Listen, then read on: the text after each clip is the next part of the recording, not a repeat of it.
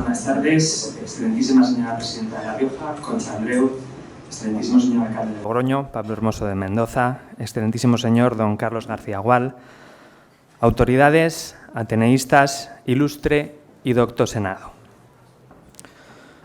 Cultura y arte, belleza en el fondo y en la forma, expresión animada o quieta de lo material o de lo imaginativo, sublimidad en las ideas, alteza de miras en los pensamientos, magnanimidad de corazón, amor al prójimo, progreso, civilidad. La prosperidad de un pueblo es tanto más significativa cuanto mayor o menor cultura desarrolla. Su aspiración máxima debe someterse a una máxima ilustración. Los pueblos salvajes vegetan, no viven. La delectación de la vida se compagina mal con la barbarie. Con estas palabras, uno de los fundadores del Ateneo Riojano, el periodista Zósimo Notario, iniciaba un artículo en la revista Rioja Industrial donde daba cuenta de la creación y los logros del Ateneo Riojano en su primer año de vida, en 1923. Desde entonces, la cultura en Logroño y en La Rioja se ha potenciado de forma extraordinaria y el Ateneo Riojano tiene la suerte de ser uno de esos centros que participan diariamente en ese crecimiento y, por tanto, en ese enriquecimiento social. El inicio de este curso es muy especial para nuestra institución. A la actividad ordinaria, presentaciones de libros, charlas, conferencias, recitales, conciertos, se suman los actos programados para celebrar esta efeméride. Un ciclo de conversaciones sobre hechos desconocidos de nuestra historia, una exposición divulgativa sobre estos 100 años, la organización de un juego de escape en nuestras instalaciones, exposiciones artísticas, la publicación de una monografía, una fiesta en la calle que lleva nuestro nombre en Logroño y, finalmente, el estreno de una obra de teatro, en concreto una adaptación de una novela de Paulino Masip, uno de los miembros fundadores del Ateneo, que pondrán en junio del año próximo fin a estos actos conmemorativos. El Ateneo Riojano recoge hoy el legado clásico, desde su nombre, que recuerda a la deidad Helena de la sabiduría, hasta sus presupuestos básicos. Ser, y nunca desde esta institución nos cansaremos de recordar estas palabras, ser, como decía, tribuna de todas las ideas, cuna de todos los sentires, un hogar fraterno y cobijador de todos los hombres y de todas las castas, donde sea uno y sentido el amor a la verdad, el deseo de saber y el ansia de renovación. Asentados, pues, en una era digital donde todo vale, donde todo es verdad y todo es mentira a la vez, estos presupuestos cobran más valor. El valor de la palabra, del humanismo, de la reflexión y de la confrontación razonada de ideas. Agitar, en definitiva, el pensamiento para seguir siendo libres y procurar un espacio de cultura y de cultivo de ideas. En este momento debo dar las gracias. Hoy debemos gratitud eterna a quienes han hecho posible que el Ateneo haya estado vivo. Vivo entre 1923 y 1936 y a partir de 1977-78. Latente en ese paréntesis temporal. Y hago estos paréntesis temporales porque hoy podemos celebrar el centenario de la creación del Ateneo, no así 100 años de actividad ininterrumpida. Gracias, por tanto, a una nómina que sobrepasa con creces el centenar de nombres e instituciones que se han vinculado con esta casa de todos. Que la luz de Atenea nos guíe otros 100 años y los ojos de su lechuza nos permitan no perder la senda del conocimiento en los momentos oscuros. Y aludo así directamente a la imagen renovada del Ateneo Riojano que tenemos aquí, imagen renovada, como decía, para su centenario. Un diseño surgido de un concurso de ideas entre jóvenes estudiantes del Bachillerato de Artes Plásticas de La Rioja. Alba Carrillo, autora de la idea ganadora del certamen, supo plasmar de alguna forma la evolución histórica de la imagen del Ateneo y el diseñador gráfico Víctor Medrano recompuso de forma original en este búho columna la idea del Ateneo, con ese centenario, con esa pluma con la que escriben los escritores, con esa vela también, ese uno, ¿no?, que simboliza la luz. Apelo de nuevo, para acabar mi intervención, a las palabras del antedicho Zósimo Notario, en su artículo de 1936. Era en Logroño una necesidad la creación de un centro de esta naturaleza, y el Ateneo Riojano ha venido a satisfacer esa necesidad. Él nos ha movido al trazado de estas líneas, abro paréntesis para manifestar que hoy el sentimiento es el mismo, unas líneas que, a buen seguro, dirán menos de cuanto pudiera decirse. Lo que ahora hace falta es que no decaigan los entusiasmos, que no incurramos en ese mal que ya es endémico en el pueblo español, de abandonarnos a los éxitos de los primeros momentos, porque la esterilidad sería el fruto de la labor ya hecha. Ayudemos todos en lo que nuestras fuerzas alcancen, porque es obra de amor la obra emprendida, y es obligación ingénita del hombre procurar por el bien general, y es hacer un bien, proporcionar al cerebro lo que debe constituir su único aliento: ilustración, cultura y arte. Muchas gracias.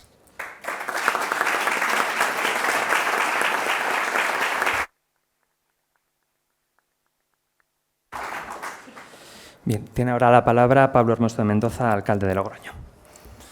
Bueno, buenas tardes a todos. Es un placer compartir esta mesa con la presidenta del Gobierno de La Rioja, con Eduardo, con el responsable presidente del Ateneo, con Carlos García Gual, referencia para todos aquellos que aman la sabiduría, la filosofía, la cultura clásica, y bueno, y con todos vosotros. Es un orgullo que el Ateneo pueda cumplir estos 100 años y ver esta sala repleta para escuchar una conferencia sobre cultura clásica. Como bien ha dicho Eduardo, hubo un paréntesis, ¿verdad?, de 42 años demasiado, donde esta España rechazaba a los ateneos. Había gente que el libre pensamiento, la cultura, la ilustración, pues no era lo que la convivencia no era la máxima expresión. El Ateneo hizo ese paréntesis de 42 años, pero después de eso, hombres y mujeres con espíritu renovado volvieron a crear volvieron a darle fuerza, entre ellos muchas mujeres, las damas de la cultura que referíais en el 75 aniversario, y hemos llegado hasta aquí, en tiempos digitales, en tiempos líquidos, como se decía, donde a veces es difícil separar la verdad, la belleza y la bondad, que dirían los antiguos, y donde es necesario gente canónica y con fundamento, como antes comentaba la presidenta. Creo que eso es importante, que tengamos la claridad y la distinción, que también decía Descartes, para poder aprender de aquellos que son maestros porque saben.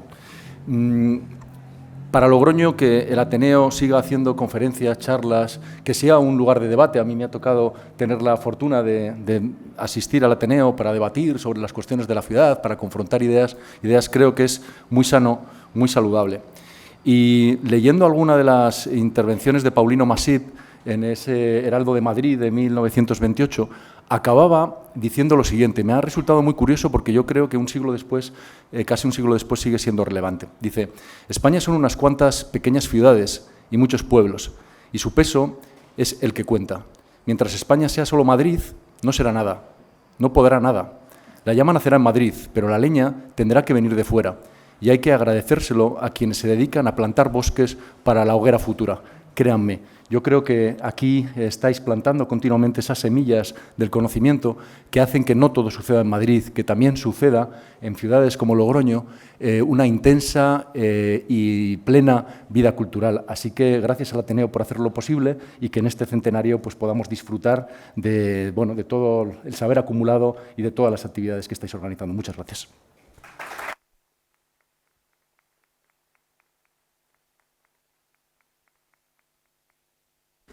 Muchas gracias, Pablo. Tiene ahora la palabra Concha Andeu, presidenta de La Rioja. Pues muchísimas gracias por invitarme a estar en esta mesa. Muchísimas gracias. Es un honor enorme porque cuántas veces he estado ahí sentada donde estáis todos vosotros y todas vosotras animando a que siempre tenga actividad. Da igual el tema, si era agricultura, como si era mujer rural, como si era de filosofía, como si de energías renovables, de cambio climático, de literatura. Aquí se habla de todo, pero lo más importante era cómo venir al Ateneo con emoción dentro, porque sabías que aquí se iban a tratar temas importantes, que podían provocar polémica, que podían provocar preguntas complejas, preguntas molestas, incluso las que formulabas tú o las que te hacían a ti cuando estabas ahí sentada. El Ateneo no sabría cómo definirlo, pero lo que sí sé es que hoy es un día muy importante porque va a ser la víspera de los 100 años. Y es un día muy importante no solo por lo clásico y la sabiduría que nos acompaña, sino porque he visto a una compañera de Calahorra, experta en el mundo clásico, de griego y latín, admirada por mí siempre, que hacía años y años que no la veía. Si está aquí, Maite, es porque algo bueno está pasando aquí. Estoy orgullosísima de que efectivamente en la ciudad de Logroño se pueda seguir manteniendo el Ateneo. Echando la vista atrás, en el antiguo café de los Dos Leones, allí en la primera y provisional sede del Ateneo, don Francisco Sanz, Agustín Cadarso, Jesús Ruiz del Río, José Rollo, Joaquín Rosell, Crescencio Bulumburu, Ricardo Vallejo, Paulino Masip, Jacinto Garrigosa, Luis Pancorbo, Mariano Serra, Ángel Bello, Andrés González, José María Mato y Zósimo Notario firmaron un 31 de diciembre del 22 el manifiesto fundamental de esta institución, que es en el 23, me decías, que es cuando se hizo realidad. Un manifiesto en el que se hablaba del Ateneo riojano como la casa de todos, un lugar destinado a ser, y leo textualmente, tribuna de todas las ideas, cuna de todos los sentires, un hogar fraterno y cobijador de todos los hombres y de todas las castas, donde sea uno y sentido, el amor a la verdad, el deseo de saber, el ansia de renovación. Pues sigue fuerte, sigue potente, sigue ese espíritu. Yo no tengo más que decir, más que muchísimas gracias a los que ahora dirigís el Ateneo, gracias a los que lo mantenéis vivo, gracias, alcalde, y gracias a los que nos venís a instruir en la historia clásica y que seguís formando parte de algo tan importante para nosotros como es la Real Academia Española de la Lengua, que se apoya en, ¿por qué no decirlo?, en algo que nosotros descubrimos como lo más antiguo, que son las primeras palabras en castellano en nuestro monasterio de Suso, Patrimonio de la Humanidad. Muchísimas gracias.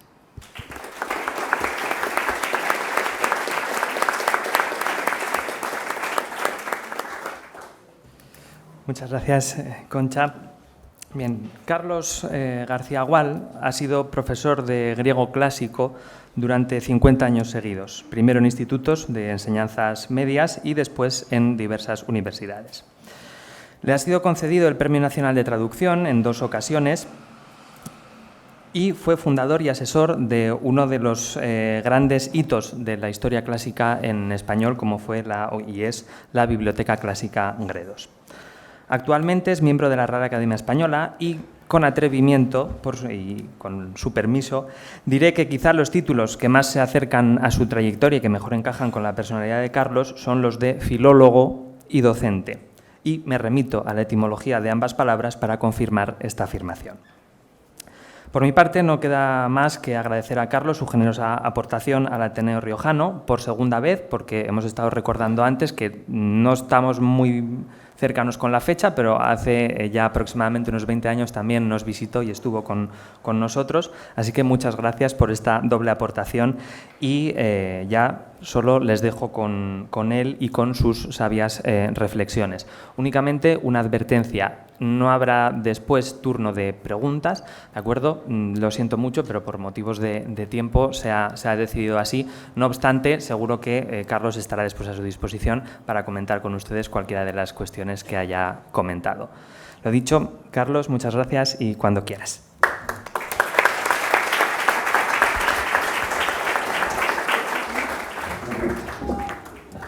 Bueno,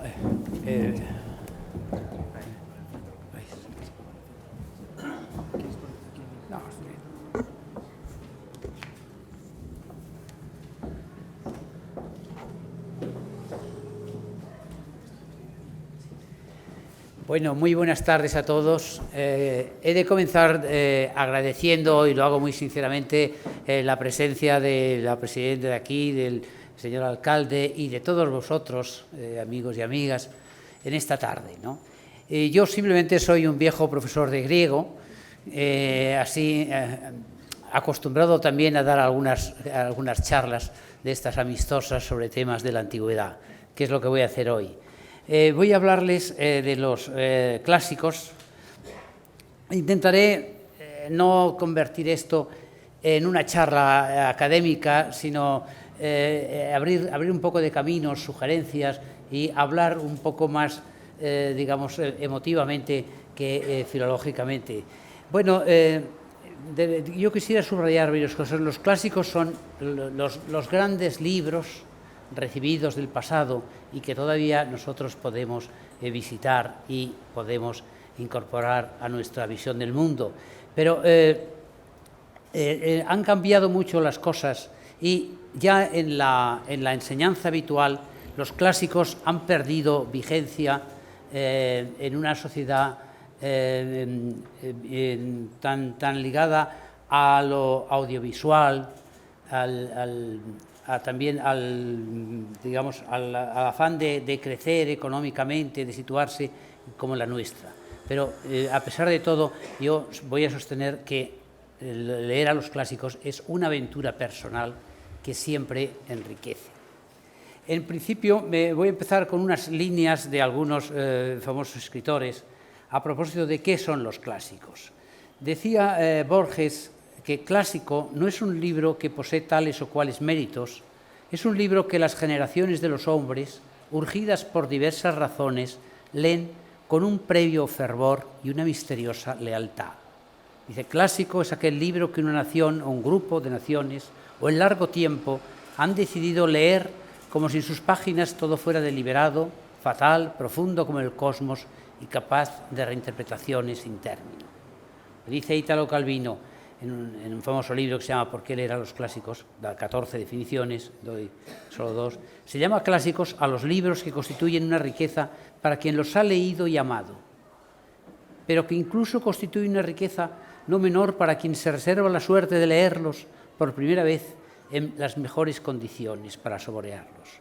Los clásicos son libros que ejercen una influencia particular, ya sea cuando se imponen por inolvidables, ya sea cuando se esconden en los pliegues de la memoria o en el inconsciente colectivo e individual. Y otro autor, Osvaldo Ferrari, dice, yo creo que un libro clásico no es un libro escrito de cierto modo, creo que es un libro que leemos en cierto modo, cuando leemos, lo leemos como si nada en ese libro fuera azaroso, como si todo en él tuviera una intención y pudiera justificarse. Entonces, ese libro es un clásico. Como ven ustedes, el acento que voy a poner en esta charla es en esa lectura, la lectura de los clásicos. Hay un dicho un tanto cínico que dice, los clásicos son esos libros que todo el mundo dice que ha leído, pero que nadie lee.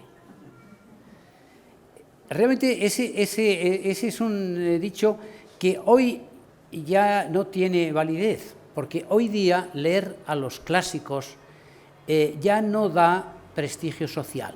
Hubo una época en que la cultura daba prestigio social, en que uno quedaba mal entre los amigos de la alta sociedad si decía que no había leído los clásicos.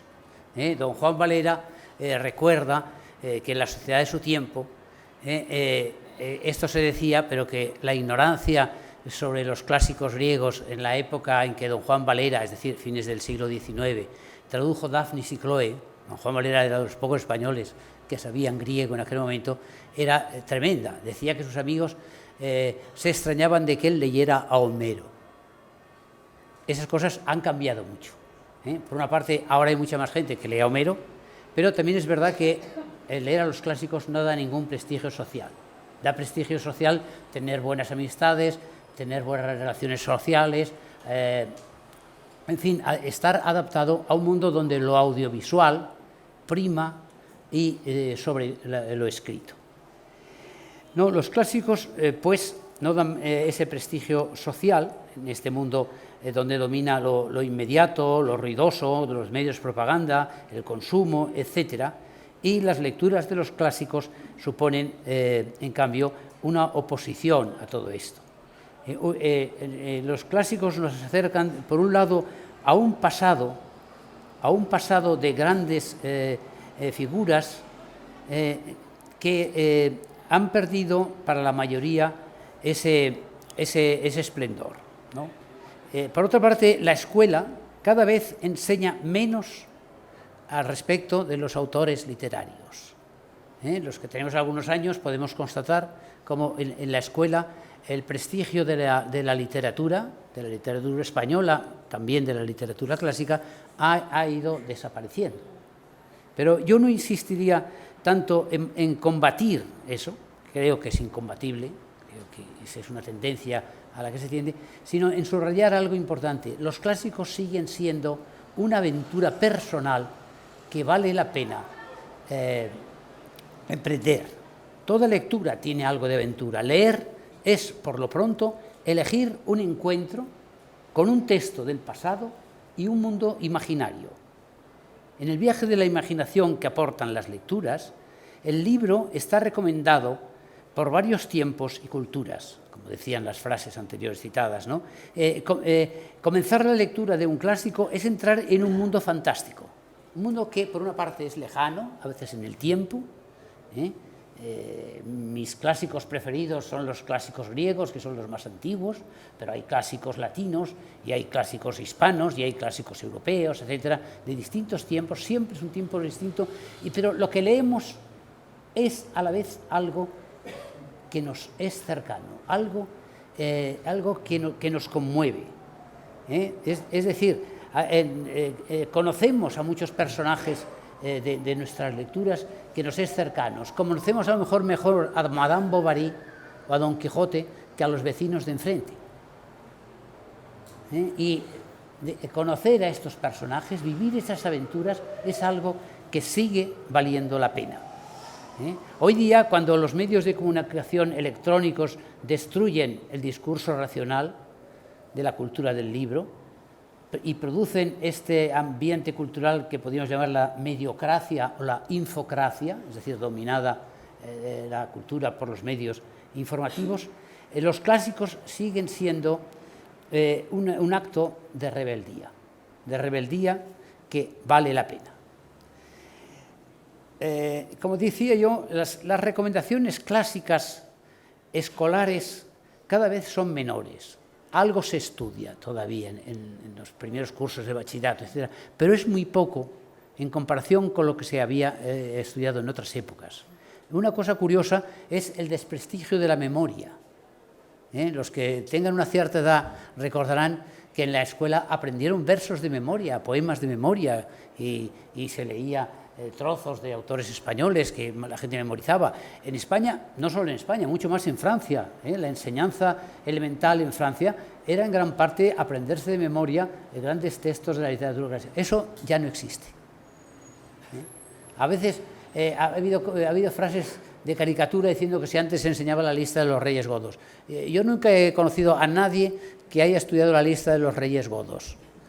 Pero sí he conocido gente a la que le invitaban a leer a Jorge Manrique o al romancero o Don Quijote o el teatro clásico. Eso, en cambio, se ha ido también tapando, pero sin embargo yo insisto, lo importante no es la cultura colectiva, es la cultura individual. La lectura nos ofrece una diversión en solitario, en principio. Encontrarnos con otras voces de fondo, un disfrute individual, un diálogo con grandes figuras del pasado. Hay, como ustedes saben, una selección más o menos académica de los grandes textos y de los grandes autores, esos que llamamos los clásicos. En España siempre se ha insistido mucho en los clásicos castellanos, pero evidentemente hay los clásicos de la propia lengua y hay los clásicos universales. Por ejemplo, quiero decir, Góngora es un clásico español. En cambio, Cervantes es un clásico universal. De la misma manera que podríamos decir que Shakespeare es un clásico universal, pero hoy Racine, por ejemplo, es un clásico francés. Hay esos dos tipos de clásicos, y yo creo que hay un tercer tipo de clásicos, que es aquel autor o aquellos libros que uno ha tomado como amigos a los que vuelve de cuando en cuando. Puede ser el Quijote, para muchos el Quijote es un libro al que volvemos de cuando en cuando y lo abrimos un poco al azar. Y la escena que encontramos, pues enseguida se aviva en nuestra mente. Pero puede haber clásicos más corrientes o más modernos. A mí, por ejemplo, desde niño me encantaban las aventuras de Sherlock Holmes, y Conan Doyle para mí es de alguna manera un clásico. O sea que podemos hacer nuestra propia selección de los clásicos. Y en ese sentido hay que decir que por una parte hay ese canon, ya saben ustedes, el canon es la selección de los grandes textos. Hay un libro famoso, el de Leopold Bloom, que se llama El Canon, que tuvo mucho éxito hace 30 años y tal, pero que para mí es un libro un tanto lamentable porque ha eliminado a los griegos y latinos. El libro del Canon de Bloom empieza con la Divina Comedia. Y hay una cierta perspectiva. A mí la Divina Comedia me parece mucho más lejana que la Odisea. Es decir, en ese sentido, yo insisto, hay unos clásicos que están ahí, que vienen de atrás, que son prestigiosos y tal, pero que cada uno conecta con algunos especialmente. Y esa conexión nos lleva a un mundo fantástico que enriquece nuestra vida. A mí me da una cierta pena que haya gente que muera sin haber leído la Odisea o sin conocer a los dioses griegos. Pienso, bueno, lo que se han perdido. Y por otra parte, los textos no son una cosa ahí fija, no están ahí para siempre, sino que cada lectura supone una perspectiva personal y distinta de la época. Por ejemplo, ahí se nota mucho el paso de la historia y otros escritos sobre los clásicos. Edipo, en principio, es una figura de la mitología griega. Ese personaje que, sin saberlo, sin quererlo, mató a su padre y se casó con su madre y tuvo hijos y luego se castigó a sí mismo arrancándose los ojos. Pero ese personaje primero existió en el mito. El mito es un relato tradicional que viene de atrás y que de alguna manera es recogido por la memoria colectiva como algo fundamental para explicar el mundo. Eso es más o menos el mito. Pero, por ejemplo, para nosotros Edipo es sobre todo el personaje central del Edipo rey de Sófocles. Quien haya leído el Edipo rey de Sófocles tiene una idea de Edipo que es mucho más profunda y más trágica que la del mito. Pero luego hay más Edipos, ¿no? Hay el Edipo, por ejemplo, de Sigmund Freud, que dice que todos llevamos un Edipo dentro, ese afán, bueno, más que afán o movimiento inconsciente de la niñez, de matar al padre y casarse con la madre, etcétera, etcétera, ¿no? Y hay más Edipos, como hay más por ejemplo, más figuras, por ejemplo, de Ulises. Por ejemplo, Ulises es otro personaje mítico, ¿no? Ulises es el Ulises de la Odisea, bueno, Ulises es el nombre latino de este personaje que se llama Odiseo. Pero nuestra imagen de Odiseo está basada en el Odiseo homérico, pero es mucho más compleja, porque nosotros vemos a este Odiseo navegando por el Mediterráneo, ¿no? Y enfrentándose a distintas culturas y a distintos personajes. Y Odiseo es también un personaje en cierta manera moderno. Yo recuerdo un emigrante africano que decía: qué triste Europa, ya los europeos no saben que los auténticos Ulises somos nosotros. Es decir, el que va en busca de otro mundo, y que no se va a encontrar en un mundo hospitalario como era el mundo griego, sino en un mundo difícil y duradero. Y luego han cambiado muchos personajes también en las reinterpretaciones de la literatura. Por ejemplo, incluso en el mundo griego, esos personajes femeninos. Es verdad que en el mundo griego las mujeres estaban apartadas del mundo público, no iban a la guerra, ni participaban en la política, ni tampoco, digamos, en la democracia, tampoco, estaban apartadas.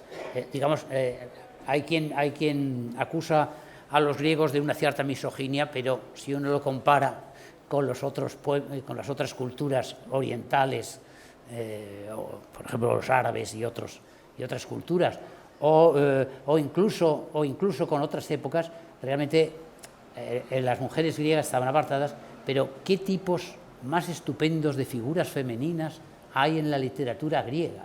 No sé si ustedes se han parado alguna vez a pensarlo. Las hay en la mitología, porque si ustedes se dan cuenta, en la mitología griega, las mujeres, las diosas, son tan importantes como los dioses. Y la diosa de la inteligencia es un personaje femenino, es Atenea, que también es una diosa de la guerra inteligente, mucho más activa que su hermano, el dios de la guerra, que es el dios Ares. O sea, el dios Ares es el dios de la guerra brutal. Pero la diosa de los héroes es Atenea, es la diosa de la inteligencia. Y luego hay esas diosas tan estupendas, la diosa del amor, que ustedes recuerdan, Afrodita o Venus, la diosa, en cambio, de la doncellez, la diosa virgen, que es Artemis, la diosa cazadora, que es una diosa espléndida, y está la diosa compañera de Zeus, Hera, etc. Hay unas figuras femeninas estupendas, ¿no? Y si ustedes se acuerdan, en algunas tragedias griegas o incluso en algunas comedias hay unos personajes femeninos, como no los hay en otras culturas. Ustedes se acuerdan que hay unas comedias de Aristófanes, donde Lisístrata y en la otra comedia de las asambleas de mujeres, las mujeres toman el poder y lo van a hacer mejor que los hombres. Solo que todo eso es farsa, ya se sabe, eso era para hacer reír a la gente, pero el que se les hubiera ocurrido, eso solamente se les podía haber ocurrido a un griego.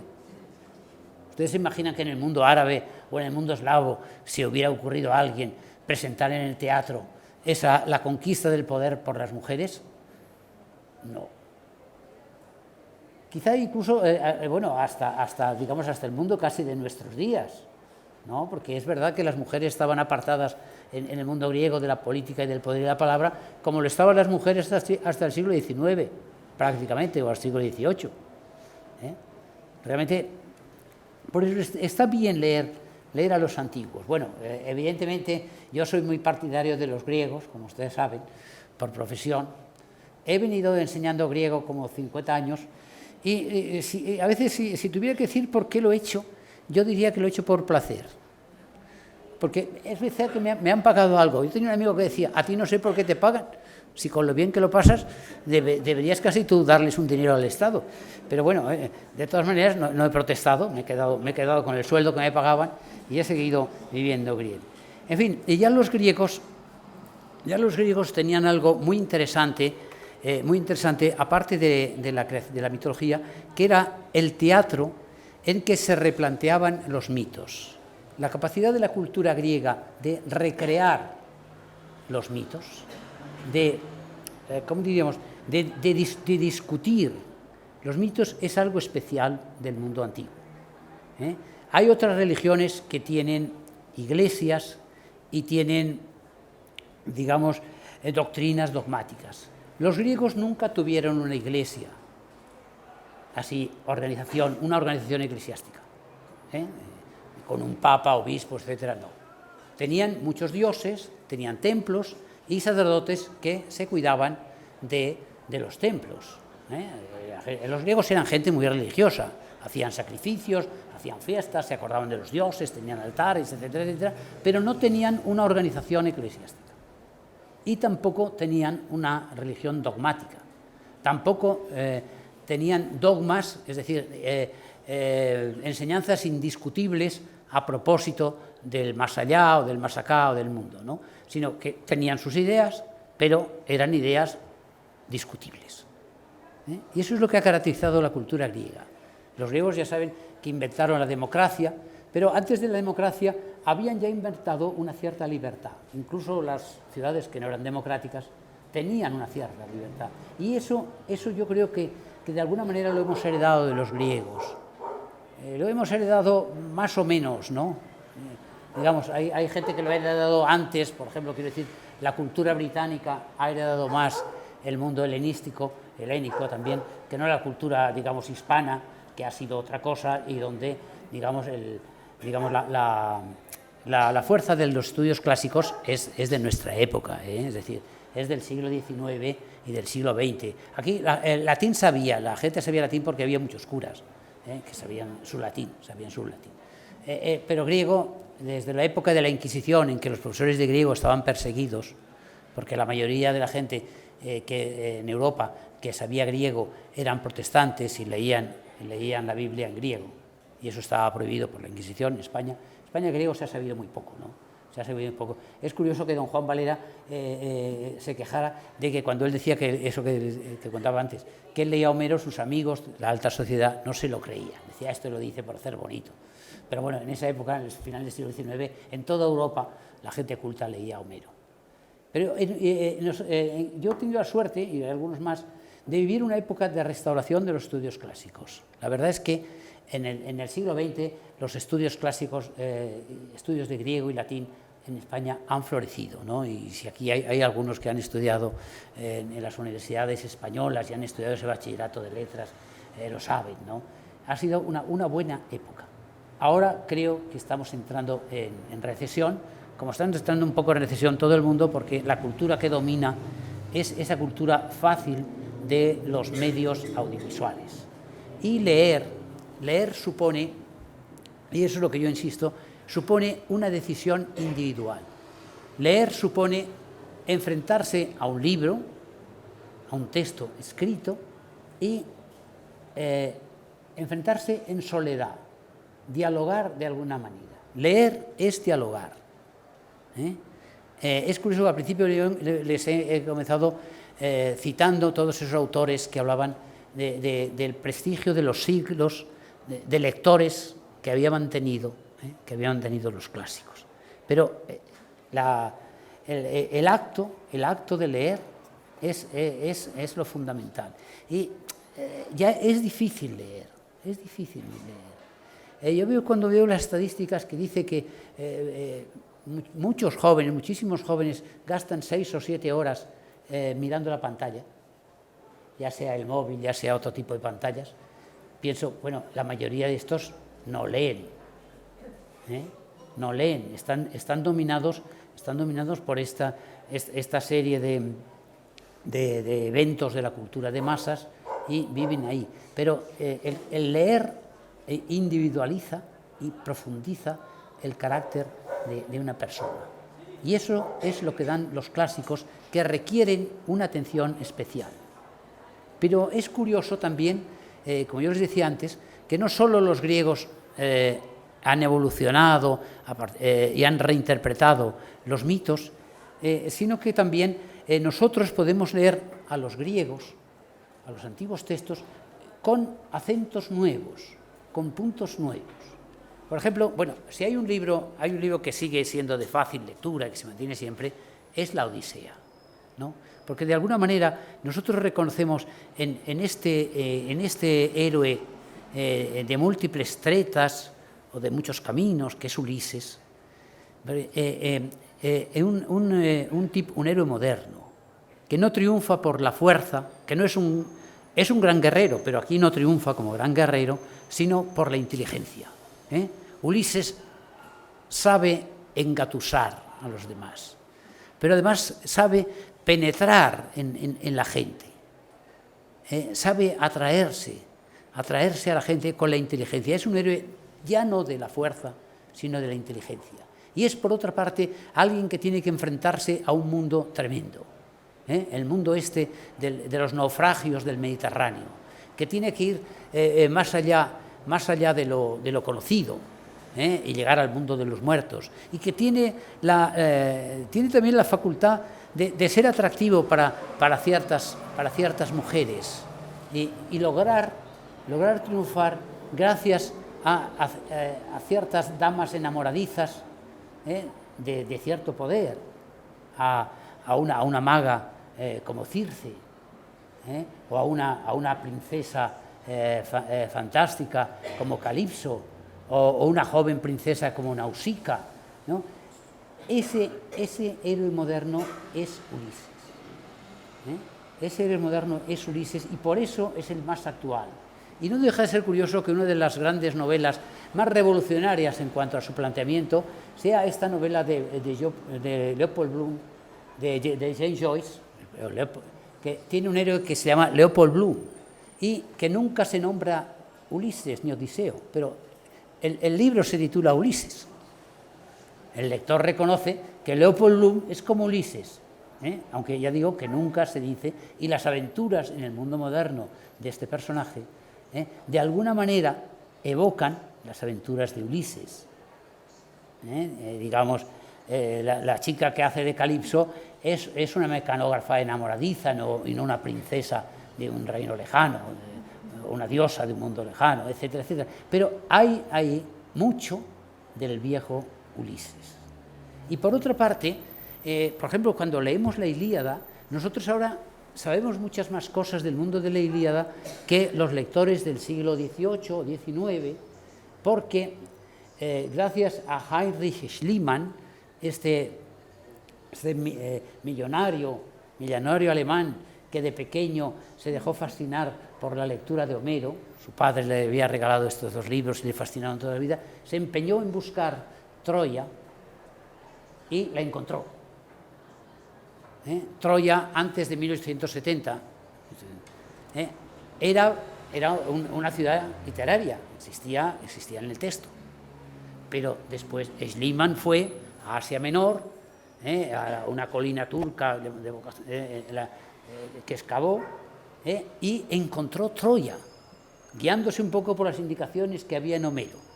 Pero cuando todo el mundo pensaba que él era un chalado, y inventó Troya, ya se acuerdan de la famosa bandura, inventó Troya. No encontró una Troya, encontró 9 Troyas, porque había 9 ciudades superpuestas, o sea, excavando. Eso pasa a veces, ¿no?, en las excavaciones, que una colina se va uno ahondando y descubre que debajo de la ciudad esa había otra, y en este caso había 9. Es curioso que probablemente la de la Ilíada, la más parecida a la Ilíada, que no sabemos si Homero lo vio, porque el Homero tradicional era ciego, pero es a la que se refiere, el gran poema, es la sexta empezando por abajo, o sea que debajo de ella hay 5 más antiguas. Y ahí se encontró incluso algunos objetos, y se encontró, por ejemplo, ahí, y luego en Micenas, una famosa máscaras de oro de los muertos, como esa que está en Atenas, que llaman la máscara de Agamenón, que es una máscara. Bueno, y ahora cuando leemos la Ilíada, sabemos que Homero no poetiza una fantasía, poetiza un mundo que existió. Claro, ese es el mundo de la lectura. Bueno, yo me estoy siempre refiriendo, como ustedes ven, porque me conviene, a autores muy antiguos, pero hay otros autores modernos que también están ahí. Quiero decir, pues que hay autores, digamos, como Víctor Hugo o como Pérez Galdós o eso, que también evocan un mundo que nos está mucho más cercano, pero en el que podemos situar algunos sueños nuestros, podemos sentir próximas esas figuras de las lecturas, pueden ser más nuestras, más que digo, las figuras de nuestros vecinos, de nuestros vecinos sabemos menos que sabemos de la regenta, por ejemplo. Sabemos más cosas de la regenta o de otros personajes de la literatura que de nuestro mundo circundante. Y eso es lo mejor de los clásicos. Yo creo que sí, es verdad. Socialmente no da prestigio leer a los clásicos. No me veo yo un círculo de estos de magnates de las finanzas diciendo: ¿y a ti qué te parece el encuentro en el mundo de los muertos de Ulises con Tiresias? Pues no creo. Ni más cercanos tampoco, ¿no? Ni más cercanos tampoco, ¿no? por ejemplo, no sé, tampoco creo que hablen sobre el Lazarillo, por ejemplo. Pero creo que los clásicos son esos libros que ya han sido leídos por otras generaciones. Siempre, decía Calvino, la lectura de los clásicos siempre es, por una parte, una relectura, porque ha habido lecturas anteriores. Y por otra parte, también los clásicos se definen porque se pueden volver a leer. Solo un libro que tiene un cierto encanto se puede volver a leer. La mayoría de los libros, estos de moda, las novelas del año y tal, que uno lee y tal, no se pueden volver a leer. Pero en cambio los clásicos sí. Y ya digo, los grandes clásicos de los que se ha hablado, pero, por ejemplo, yo puedo volver a leer de cuando en cuando las novelas de Sherlock Holmes. Sé que vendrá una visita y que le pondrá un problema y que Sherlock Holmes lo resolverá imaginativamente. Y bueno, eso ya lo he leído otras veces, pero yo me siento familiarizado con esa casa de Sherlock Holmes, con estas aventuras. Y bueno, esto es lo que yo quería recordarles hoy, ¿no? Que los clásicos están ahí, son libros que han sido leídos y releídos, y sin embargo es algo que quien tiene trato con ellos enriquece su mundo. Es una pena que tanta gente se quede aparte sin conocer este mundo, que es un mundo de la fantasía, es un mundo de la sensibilidad, pero es un mundo de lo mejor que ha dado la inteligencia y la imaginación humana. Bueno, de esto más o menos es lo que yo quería decirles hoy. Siento el aire de predicador, pero en fin.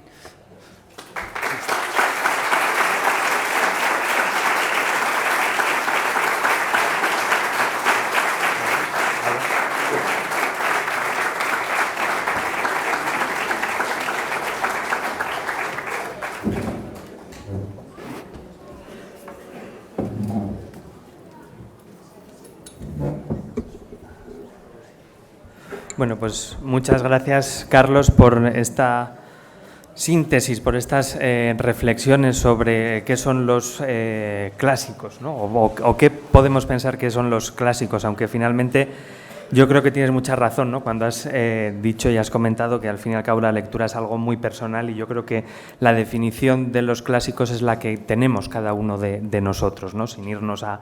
Podemos tener muchas intuiciones, como has podido mostrar, pero bueno, al final los clásicos son nuestros y son personales. Bien, pues con esto de nuevo darles las gracias por acompañarnos esta tarde y animarles ahora, si quieren, a tomar con nosotros un vino para comenzar ya el curso. De esta forma, y oficialmente queda inaugurado el curso académico 2022-2023 del Ateneo Riojano, el curso del Centenario. Muchas gracias.